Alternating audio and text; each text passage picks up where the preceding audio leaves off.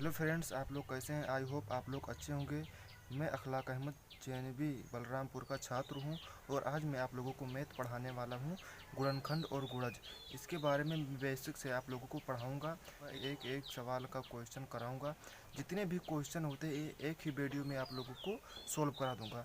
आप लोग एक ही वीडियो में मैं आप लोगों को जितने भी क्वेश्चन इसके प्रकार होते हैं, जितने भी प्रकार के होते हैं गुणनखंड और गुणज, जितने भी सवाल बनते हैं, मैं वो सब लेकर एक ही वीडियो में आप लोगों को कराने वाला हूँ। अगर आप लोग नवोदय विद्यालय का फॉर्म भर रहे हैं और उसका कोचिंग कर रहे हैं तो ये वीडियो आपके लिए बहुत हेल्पफुल है, क्योंकि ये वीडियो उसी के लेवल के हैं और कम्पिटिटिव एग्ज़ाम के लेवल हैं। किसी भी कंपटीशन एग्ज़ाम में अगर आप भाग लेना चाहते हैं तो बहुत सही तरीका है ये। मैथ उसी एग्ज़ाम में बहुत बार पूछे गए हैं। कम्पिटिटिव एग्ज़ाम में बहुत बार मैथ पूछे जाते हैं इस तरीके के। तो चलिए मैं आप लोगों को ये सवाल हल कराने जा रहा हूँ। अगर आप मेरे चैनल पर नए हैं तो मेरे चैनल को सब्सक्राइब ज़रूर कर लीजिए और बेल आइकन को प्रेस कर लीजिए, क्योंकि मैं मैथ पढ़ाता हूँ और इंग्लिश भी पढ़ाता हूँ और उसका नोटिफिकेशन आपके पास ज़रूर पहुँच जाए, तुरंत पहुँच जाए और आप लोग उसका फ़ायदा उठाएँ और सीख सकते। देखते हैं वीडियो में कैसे कैसे पढ़ाऊँगा। अगर आप लोगों को अच्छा लगे तो सब्सक्राइब ज़रूर कर दीजिएगा। चलिए मैं स्टार्ट करने जा रहा हूँ। तो चलिए मैं हल कराने जा रहा हूँ। ये आपके सामने सवाल आ गया है। ये मेरा व्हाइट बोर्ड छोटा है, इसलिए मैं आप लोगों के सामने नहीं आ पा रहा हूँ। तो चलिए सवाल आप लोगों के सामने आ चुका है। तो चलिए इस सवाल में क्या कह रहा है। 84 के अभाज्य गुणनखंड है। 84 के अभाज्य गुणनखंड है। तो चलिए मैं आप लोगों को इसको हल करके बताऊँ। इसका अभाज्य गुणनखंड निकालना है हम लोगों को। तो अभाज्य गुणनखंड निकालने के लिए क्या करना पड़ेगा, लासा की तरह इसको काटना पड़ेगा। तो इसको लासा की तरह हम लोग लिख लेते हैं 84। तो इसको किस सबसे छोटी संख्या से काटेंगे तो 2 से काटेंगे। 2 चौक 8, 2 दूनी 4, 2 दूनी 4, 2 एकम 2, 3 सत्ते 21, 7 एकम 7। तो ये कट चुका है। जब एक लास्ट में आ जाए तो बस वहीं स्टॉप हो जाइए। अब लासा में क्या होता है कि हम लोग गुणा करके लिखते हैं। तो इसमें क्या होगा, अभाज्य गुणनखंड में हम लोग कामा करके लिखेंगे। 2 कामा 2 कामा 3 कामा 7, यही हम लोगों का अभाज्य गुणनखंड हो गया। अगर इसमें एक सवाल और बन सकता है कि अभाज्य गुणनखंडों की संख्या है। अगर अभाज्य गुणनखंडों की संख्या पूछे तो अभाज्य गुणनखंड हमारा इतना है, ये संख्या है 1 2 3 4, तो संख्या कितने हो गए 4। अगर योग पूछे कि अभाज्य गुणनखंडों की संख्या का योग, तो इन सबको हम लोग को ऐड कर देना पड़ेगा, मतलब जोड़ देना पड़ेगा। 2 + 2 + 3 + 7, जितना भी आएगा वो आंसर हो जाएगा। अगर पूछे कि उन सभी संख्याओं का गुणनखंड है, अगर पूछे कि उन सभी संख्याओं का गुणनफल है, तो हम लोग क्या करेंगे, इन सभी संख्याओं को गुणा कर देंगे। तो मुझे आशा कि आप लोगों को समझ में आया होगा। तो चलते हैं इसी प्रकार के। अगर आप लोगों को नहीं समझ में आया है संख्या वाला, तो चलिए मैं वो हल करके आप लोगों को बता रहा हूँ। तो चलिए देखते हैं, ये संख्या वाला आप लोगों के सामने सवाल आ चुका है। तो चलिए देखते हैं सवाल में क्या कह रहा है। 23 10 के अभाज्य गुणनखंडों की संख्या। इसमें क्या पूछा है, संख्या, जो मैं आप लोगों को पहले बता चुका। तो चलिए मैं इसको हल करके आप लोगों को समझा रहा हूँ एक एक तरीके। अगर आप लोगों को समझ में नहीं आया है तो इस सवाल में आप लोगों को ज़रूर समझ में आ जाएगा। तो चलिए लासा के तरीके से हम लोग काटते हैं। 23 10, पहले हम लोग 2 से काटेंगे। लासा जिस तरीके से निकालते हैं उसी तरीके से इसको भी काटेंगे। अभाज्य गुणनखंड पूछ रहे हैं, हम लोग क्या करेंगे, लासा के तरीके से इसको काटेंगे। तो 2 एकम 2, 2 एकम 2, हाथ लाएंगे 2 पंचे 10, 2 पंचे 10। इसको हम लोग किससे काटेंगे, 3 से काटेंगे। 3 तिरिका 9, 2 11, 3 8 24, 1 25, 3 बच्चे 15। अब 5 से काटेंगे। 5 7 35, 5 7 35, 7 से काटेंगे। 7 एकम 7, 7 एकम 7, 11 एकम 11। लासा में क्या होता है कि हम लोग गुणा करके फिर उसको जो आंसर आता है वो होता है आंसर। इसमें क्या होगा कि हम लोग कामा करके लिखते हैं। 2 कामा 3 कामा 5 कामा 7 कामा 11। इसमें क्या पूछा कि संख्या है, तो हम लोग क्या करेंगे, कुछ नहीं करेंगे, बस एक ही मिनट में हम लोग इस संख्या को गिन करके संख्या हो जाएगा। 1 2 3 4 5, तो संख्या कितना है 5। अगर पूछता गुणनखंडों का योग है, तो इसको हम लोग योग कर ले, गुणनखंड है। योग पूछता तो हम लोग योग कर देते हैं। उसी प्रकार के सवाल हम लोग भी पढ़ेंगे। तो चलते हैं हम अगली सवाल की तरफ। बहुत अच्छा सवाल होने वाला है अगला। तो देखते हैं, तीसरा सवाल आपके सामने आ चुका है। इसमें क्या पूछ रहा है, 75 के अभाज्य गुणनखंड पूछ रहा है। तो उसी तरीके से हम लोग निकाल देंगे। लासा के तरीके से। तो 3 से काटेंगे, 3 दूनी 6, 3 पचे 15, पचा हम 25, 5 एकम 5। अभाज्य गुणनखंड क्या हो जाएगा 3, 5, 5। ये आप लोग इसमें ध्यान दीजिए कि अभाज्य गुणनखंड जब भी निकालने को कहे तो हम लोग उसको कामा करके संख्या को लिखेंगे। जो संख्या जिससे हम लोग काट रहे हैं उसको हम लोग कामा करके लिखेंगे। तो ये होगा हम लोगों का आंसर। अगर इसमें पूछा कि अभाज्य गुणनखंडों की संख्या तो 1, 2, 3 संख्या हो जाता इसमें। अगर योग पूछता तो 3 + 5 + 5, तो 5 + 10 3 13। योग पूछता तो 13।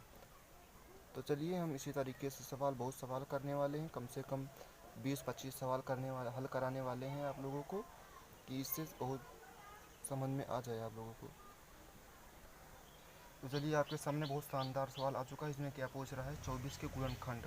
उसमें क्या पूछ रहा था अभाज्य गुणनखंड, और इसमें पूछ रहा है गुणनखंड सिर्फ पूछ रहा है। अभाज्य गुणनखंड वाले में क्या करना था, हम लोगों को लासा के तरीके से निकाल के कामा करके लिख देना था अंक को।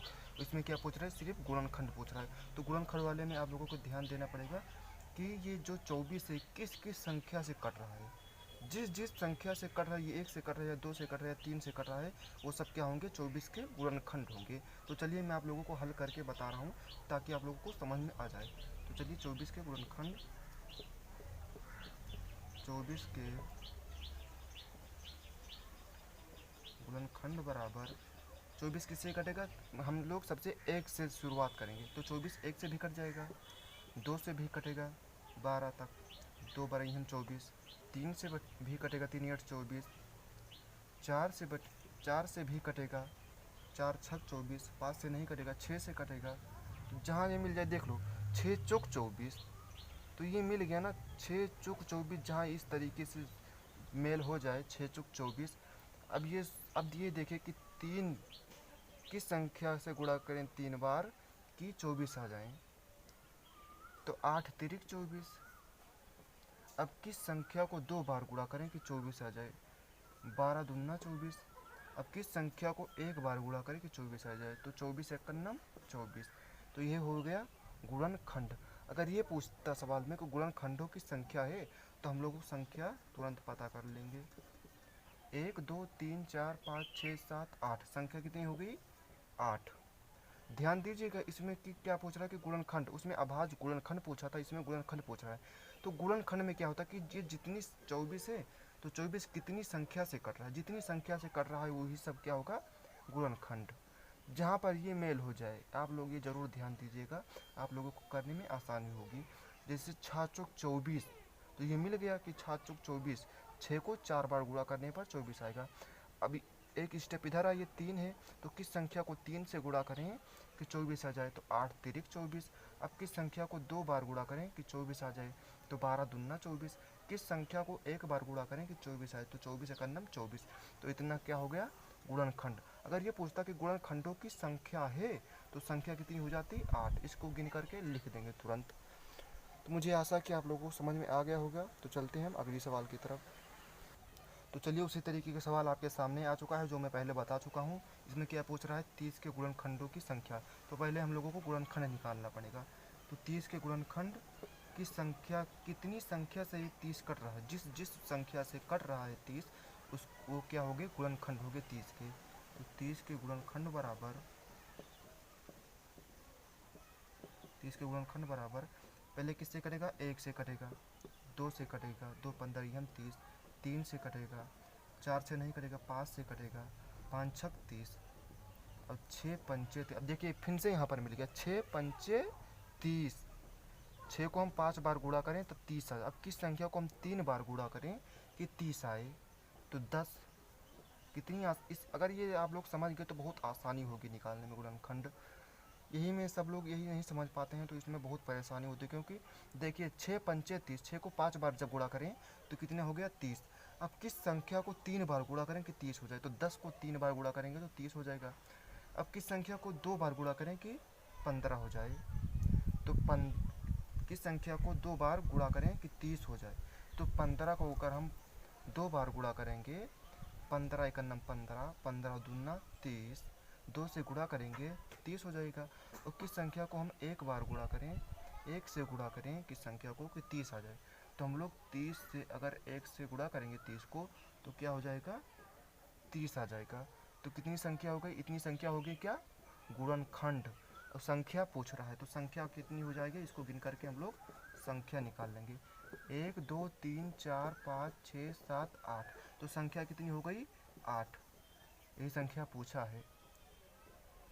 तो चलते हैं हम अगले सवाल की तरफ। आगे और भी शानदार तरीके से मैं आप लोगों को बताने वाला हूँ सवाल को, तो आप मेरे चैनल पर बने रहिए। इस सवाल में क्या पूछ रहा है कि 21 के गुणनखंड है, इसमें हम लोगों को सिर्फ गुणनखंड बताना है।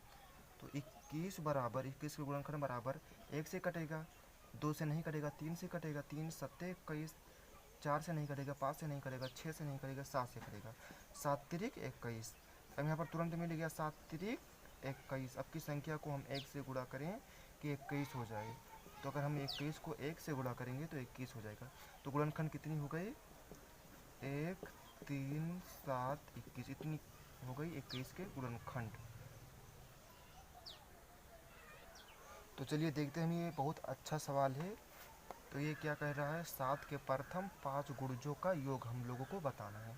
तो 7 के प्रथम 5 गुणज लिख लेंगे हम लोग। तो 7 के प्रथम 5 गुणज बराबर 7 के प्रथम 5 गुणज बराबर, गुणज मतलब 7 का हम लोग पहाड़ा पढ़ देंगे 5 बार। तो 7 एकम 7, 7 दूनी 14, 7 तिरिक 21, 7 चौक 28, 7 चौक 28, 7 पचे 35। 5 बार हम लोग पहाड़ा पढ़ चुके हैं इसका। गुणज मतलब क्या होगा कि 7 के प्रथम 5 गुणजों का योग बोल रहा है, तो 7 का 5 बार पहाड़ा पढ़ देंगे। जैसे हम लोग आपके सामने कर चुके हैं, पहाड़ा पढ़ चुके हैं। अब इसका क्या बोल रहा है? योग बोल रहा है। तो योग हम लोग निकाल लेंगे। योग बराबर 7 प्लस 14 प्लस 21 प्लस 28 प्लस 35। अब इन सभी को हम लोग ऐड करेंगे तो कितने आ जाएगा? 105। आप लोग ऐड करके देख लीजिएगा, 105 आएगा आंसर। तो मुझे उम्मीद है कि आप लोगों को सवाल समझ में आ गया। अगर इस सवाल में ये पूछता कि 7 के प्रथम 5 सम गुणजों का योग, तो हम लोग क्या करते हैं? सम क्या है? जो सम क्या होता है कि जो 2 से कट जाए वो होता है सम, और जो 2 से नहीं कटता वो सब संख्या क्या होती है? विषम। तो ये 7 के प्रथम 5 गुण, तो ये इससे सम हो गया। ये इसी में से हम लोगों को ढूंढना पड़ता है। तो चलते ही इस तरीके के सवाल मैं आप लोगों को हल करके दिखा रहा हूँ। तो चलिए उस तरीके का सवाल आपके सामने आ चुका है। तो चलिए इसमें क्या कह रहा है? 3 के प्रथम 5 सम गुणजों का योग हम लोग को निकालना है। तो 3 के हम जब तक पहाड़ा पढ़ते रहेंगे, जब तक कि 5 सम मिल न जाए संख्या। जब तक हम लोग पहाड़ा 3 का पढ़ते रहेंगे जब तक 5 सम मिल न जाए। तो 3 के गुणज हम लोगों को लिखना पड़ेगा। 3 के गुणज बराबर 3 एकनम 3, 3 दूनी 6, 3 त्रिका 9, 3 चौक 12, 3 पचे 15, 3 छक 18, 3 सत्ते 21। इसमें देख लेते हैं कितनी सम मिल गए। ये क्या है? विषम। ये 2 से नहीं कटेगा, ये 2 से कट जाएगा। 1 2 3। देखिए 15 2 से नहीं कटेगा, ये 3 से कटेगा। तो जो 2 से कटे वही होता है सम, और जो 3 से कटे वो होता है विषम। जो 2 से नहीं कटे वो सब संख्या क्या होती हैं? विषम। तो कितनी संख्या मिली? 1 2 3 संख्या भी हम लोगों को मिली। तो हम लोग और आगे चलेंगे। 3 सत्ते 21 हो गया, 3 8 24, 3 नवा 27, 3 दहाइयम 30। अब कितनी संख्या होगी गिन लेते हैं हम लोग। 1 2 3 4 5। हम लोगों को 5 संख्या मिल चुकी हैं सम। तो 5 सम बराबर कितनी कौन कौन सी संख्या है? 6 कामा 12 कामा 18 कामा 24 कामा 30। अब इन संख्याओं क्या पूछ रहा है? योग। तो हम लोग योग निकाल लेंगे। देखिए एक ही सवाल में कितनी प्रकार के सवाल पूछ रहा है। इन सभी संख्याओं को क्या पूछ रहा है? योग। तो 6 प्लस 12 प्लस 18 प्लस 24 प्लस 30। इन सभी संख्याओं को अगर हम लोग योग निकालेंगे तो कितना आ जाएगा? 90।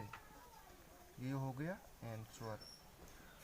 तो देखिए अगर इसमें पूछता कि विषम संख्याओं का योग, 5 विषम संख्याओं का योग, तो हम लोग विषम संख्या ढूंढते। 1 2, ये 3 2 से नहीं कटता है, 9 2 से नहीं कटता, 2 3 4 5 संख्या हो गई, अगर योग पूछता तो इन सभी संख्याओं का हम लोग योग निकाल देते। तो मुझे उम्मीद है कि ये सवाल आप लोगों को समझ में आया है। तो बहुत तरीके के सवाल मैं आप लोगों को बताने वाला, बहुत अच्छे अच्छे सवाल मैं एक ही वीडियो में, इसलिए मैं आप लोगों के लिए एक ही वीडियो बना रहा हूँ ताकि बार बार वीडियो आप लोगों को ढूंढना ना पड़े और आप लोगों को समझने में आसानी हो। तो मैं उम्मीद करता हूँ कि आप लोगों को समझ में आ गया होगा। तो चलिए मैं आप लोगों के लिए और अच्छी सवालें बताऊँ करके। तो चलिए बहुत शानदार सवाल है। इसमें क्या पूछ रहे हैं, 9 के प्रथम 6 विषम गुणजों का योग पूछ रहा है। तो हम लोगों को क्या करना पड़ेगा, 9 का पहाड़ा पढ़ना पड़ेगा। तो 9 के गुणज यानी कि 9 का पहाड़ा हम लोग जब तक पढ़ना पड़ेगा जब तक कि 6 विषम संख्याएं मिल न जाए। 9 के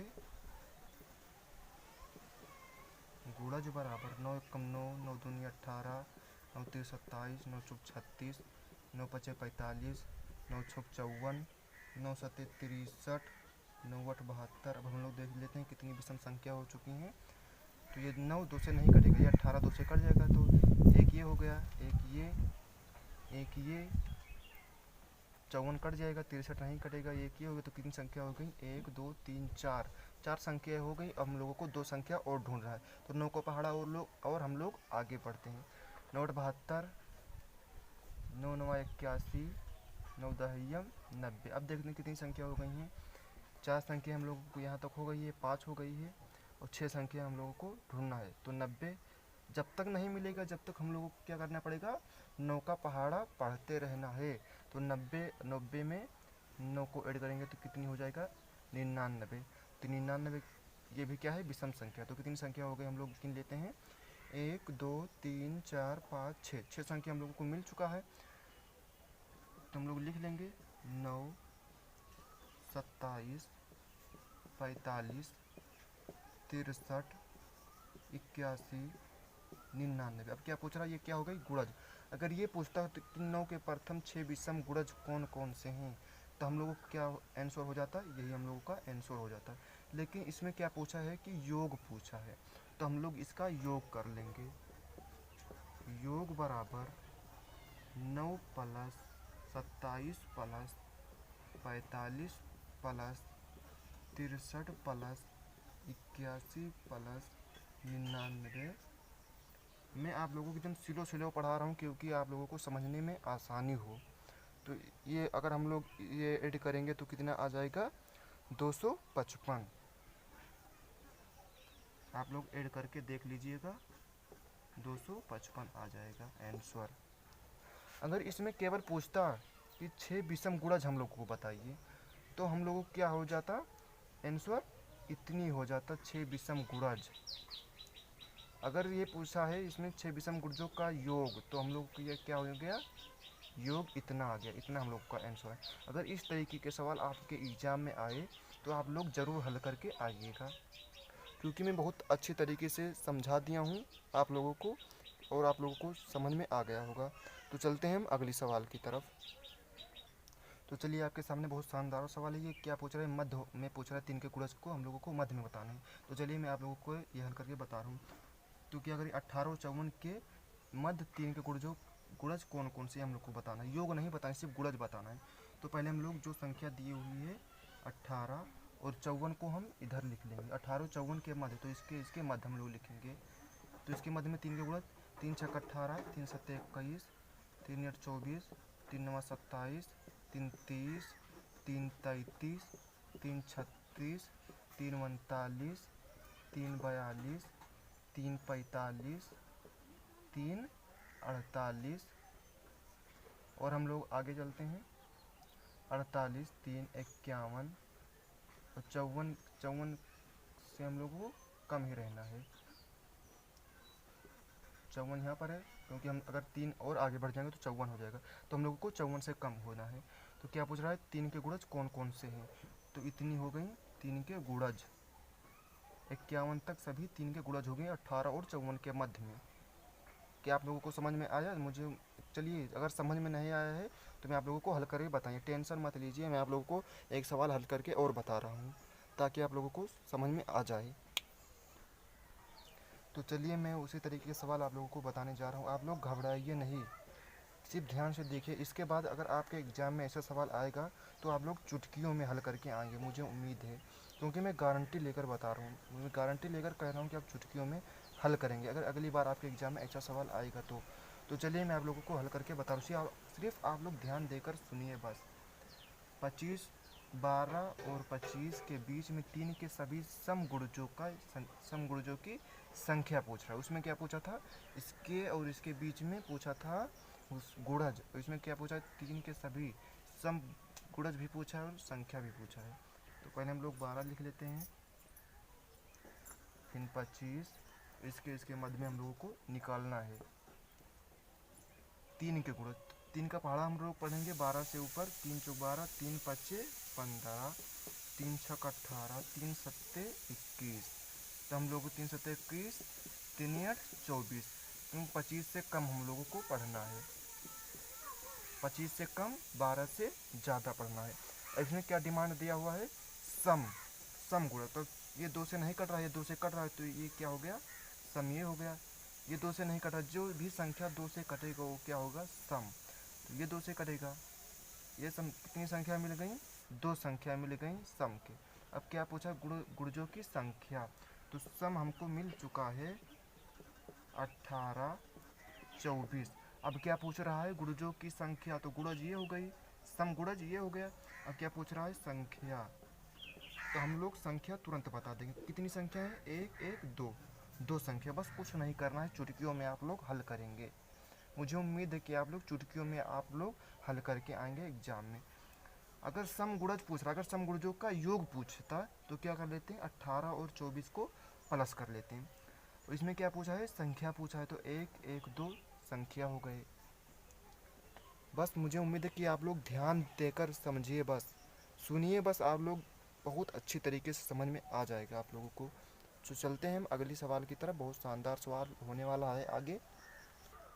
चलिए, आपके सामने बहुत शानदार सवाल है, विषम वाला। इसमें योग भी पूछा है और विषम संख्या भी पूछा है, 14 और 77 के मध्य में। तो 14 और 77 पहले हम लोग ऐसे लिख लेंगे, इसके और इसके मध्य में हम लोगों को निकालना है 7 के गुणज। 14 और 77 के मध्य माने क्या होता है, बीच। 7 के सभी विषम गुणजों, एक डिमांड ये दी हुई, विषम गुणजों का योग भी दिया हुआ है कि योग हम लोगों को बताओ, हम लोगों को बताना है योग। तो 14, 7 का पहाड़ा पढ़ेंगे, 7 दूनी 14, 14 इसके आगे हम लोग 7 दूनी 14, 7 त्रिक 21, 7 चौक 28, 7 पचे 35, 7 छक 42, 7 सत्ते 49, 7 8 56, 7 9 63, 7 दहाइयम 70। अगर हम लोग एक स्टेप और बढ़ेंगे तो कितने हो जाएगा, 77, क्योंकि हम लोगों को 77 से कम होना है, तो इसलिए हम लोग आगे नहीं जाएंगे। अब क्या पूछ रहा है, विषम। तो हम लोग विषम निकालने का तरीका हम आप लोगों को बता चुके हैं कि जो संख्या 2 से नहीं कटे वो सब संख्या क्या हो गई, विषम। तो एक 21 हो गया विषम, ये 2 से नहीं कट रहा है। 35 हो गया, 49 हो गया, 63 हो गया। तो कितनी संख्या हो गई, 1 2 3 4 संख्या हो गई विषम। अब क्या पूछ रहा है, अगर पूछता विषम संख्याओं का संख्या बताएं, तो हम लोगों को क्या बताना होता। अगर पूछता विषम संख्याओं की संख्या कितनी है, तो कितनी हो गई, 1 2 3 4 संख्या हो गई। इसमें क्या पूछ रहा है, योग पूछ रहा है। तो विषम संख्या हम लोग लिख कर के फिर योग निकालते हैं। विषम संख्या बराबर 21, 35, 49 और 63। अब क्या पूछ रहा है, योग। तो हम लोग योग बता देंगे तुरंत। 21 प्लस 35 प्लस 49 प्लस 63। अब इसकी योग कितनी हो गई, 3 9 3 12, 12 5 17 1 18, हासिल लेंगे 1 6 1 7, 7 4 11 3 14 15 16, 168 हम लोगों का आंसर। अगर सिर्फ पूछता कि विषम संख्याओं की संख्या है, तो हम लोग क्या कर देते, 1 2 3 4 इसको गिन करके 4 संख्या हो गया। विषम संख्याओं की संख्या 4 है और विषम संख्याओं का योग पूछा है, तो योग कितनी हो गई, 168 हो गया। तो मुझे उम्मीद है कि आप लोगों को समझ में आया होगा। तो चलते हैं हम अगली सवाल की तरफ। बहुत शानदार सवाल आप लोगों के लिए लेकर आया हूँ कि कंपटीशन एग्ज़ाम में आप लोग गलती करके दोबारा नहीं आइएगा। ऐसे सवाल में आप लोग को गुणनखंड और गुणज का पूरा सवाल, जिस तरीके के सवाल, जितने टाइप के सवाल बने हैं, उसी सब तरीके के सवाल मैं आप लोगों के लिए लेकर आया हूँ। चलिए आपके सामने बहुत अच्छा सवाल आ चुका है। इसमें क्या पूछ रहे हैं, 15 से छोटी 3 के गुर्जों का योग। तो ये लोग आप लोग ये चुटकियों में निकालेंगे, मुझे उम्मीद है। तो चलिए 15 से छोटी, तो 15 से छोटी हम लोग 3 के गुणनखंड यानी कि 3 के गुणा पढ़ लेते हैं हम लोग। 15 से छोटे 3 के गुणा कर लेते हैं। 3 3 6 3 त्रिका 9, 3 का पहाड़ा हम लोग पढ़ लेते हैं। 15 से छोटी यानी कि 3 का पहाड़ा हम लोग 15 से छोटी पढ़ लेते हैं कि 15 से कम ही रहे। तो 3 एकम 3 दूनी 6, 3 त्रिका 9, 3 चौक 12, 3 5 15 हो जाते हैं। यानी हम लोगों को कम निकालना है इससे। तो क्या पूछ रहा है, गुर्जों का योग। अगर गुर्जों की संख्या पूछता तो संख्या कितनी हो जाती, 1 2 3 4 संख्या हो जाती। तो इसमें क्या पूछ रहा है, योग पूछ रहा है। तो इसका हम लोगों को योग बताना पड़ेगा। योग करके 3 + 6 + 9 + 12, इसका हम लोगों को योग बताना है। तो योग कितना हो जाएगा, 9 2 11, 11 6 17, 17 3 20, हासिल लाइन 2, 2 और 3, आंसर हो गया 30। अगर गुर्जों की संख्या पूछता तो संख्या कितनी हो जाती, 1 2 3 4, ये 3 6 9 12 संख्या हो गई गुर्जों की। अगर पूछता गुर्जों की संख्या तो 1 2 3 4 हो गई संख्या। अगर गुणज पूछता तो 3 6 3 9 3 12 हो गए। मुझे उम्मीद है कि आप लोगों को समझ में आ रहा है। तो चलिए उसी टाइप के एक सवाल मैं आप लोगों को और हल करके दिखा रहा हूँ। तो ये क्या कह रहा है, 49 से छोटी 5 की सभी विषम गुर्जों का योग बताना है। तो 49 से छोटे यानी कि हम लोग को 5 का पहाड़ा पढ़ना है कि 49 से कम रहे। तो हम लोग पढ़ लेते हैं, 5 एकम 5, 2 दूनी 10, 5 ते 15, 5 चौक 20, 5 हम 25, 5 छक 30, 5 सत्ते 35, 5 8 40, 5 9 45 और 5 10 हम 50 हो गए। यानी कि हम लोग को 49 से कम ही रहना है। तो क्या पूछ रहा है, विषम। तो हम लोग इसमें से विषम ढूंढ लेंगे। तो एक विषम ये हो गया जो 2 से नहीं कट रहा है, एक ये हो गया, एक ये हो गया, एक 35 और एक 45। गुर्जों का योग अगर पूछता कि विषम गुर्जों की संख्या हम लोगों को बताओ, तो हम लोगों को क्या करना पड़ता, इसको गिन लेते हैं, 1 2 3 4 5। विषम गुर्जों की संख्या कितनी हो गई, 5। तो इसमें क्या पूछ रहा है, योग पूछ रहा है। तो हम लोग योग निकाल लेंगे। तो 5 + 15 + 25 + 35 + 45, इन सभी की संख्याओं का हम लोग को योग निकालना पड़ेगा। तो 5 10 15 20 25, हासिल लाइन 2, 4 2 6, 6 3 9, 2 11, 1 12, 125 हम लोगों का आंसर। तो मुझे उम्मीद है कि ऐसे सवाल आप लोगों को समझ में आ गया है।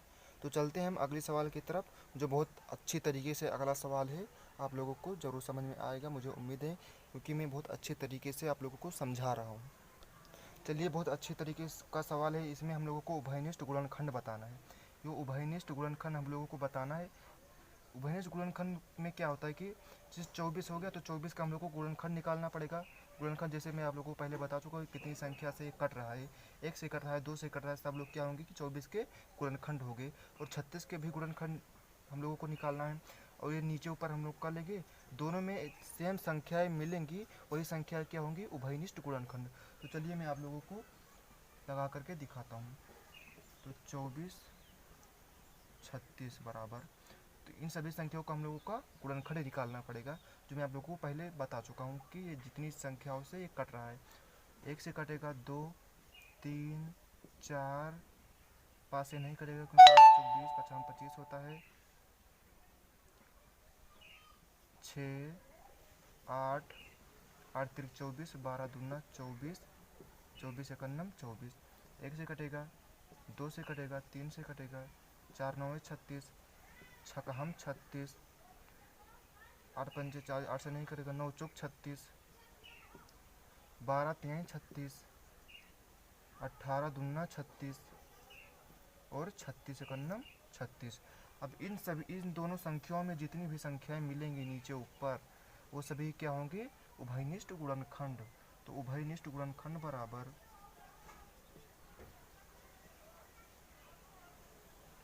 उभयनिष्ठ